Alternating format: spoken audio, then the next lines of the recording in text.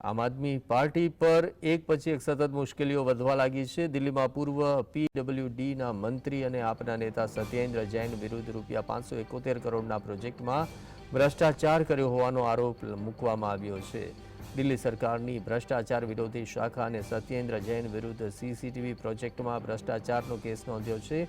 સંયુક્ત police commissioner મધુર વર્માએ કહ્યું કે ભ્રષ્ટાચાર નિવારણ કાયદાની કલમ 17A હેઠળ મંજૂરી મળ્યા બાદ સત્યેન્દ્ર જૈન વિરુદ્ધ એફઆઈઆર નોંધાઈ છે। સત્યેન્દ્ર જૈન પર દિલ્હીમાં સીસીટીવી કેમેરા લગાવવામાં વિલંબ બદલ ભારત ઇલેક્ટ્રોનિક્સ લિમિટેડ પર લાદવામાં આવેલા 16 કરોડ રૂપિયાના દંડને મનસ્વી રીતે માફ કરવાનો આરોપ છે।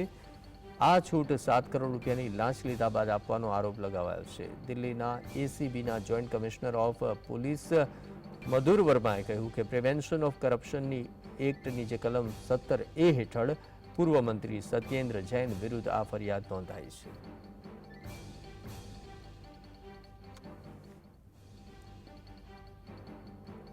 अरविंद केजरीवाल, तुम कितने भी अपने गुनाह छुपाने की कोशिश कर लो, अपनी चोरी और लूट को छुपाने की कोशिश कर लो, अंततः सच्चाई जीत की होती है।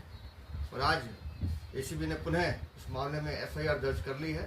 मैं इसका स्वागत करता हूँ और उम्मीद करता हूँ कि जमानत पे छूटे हुए सारे अपराधी धीरे धीरे अपने कारनामों की सजा भुगतेंगे और अपने सही ठिकाने पर जाएंगे।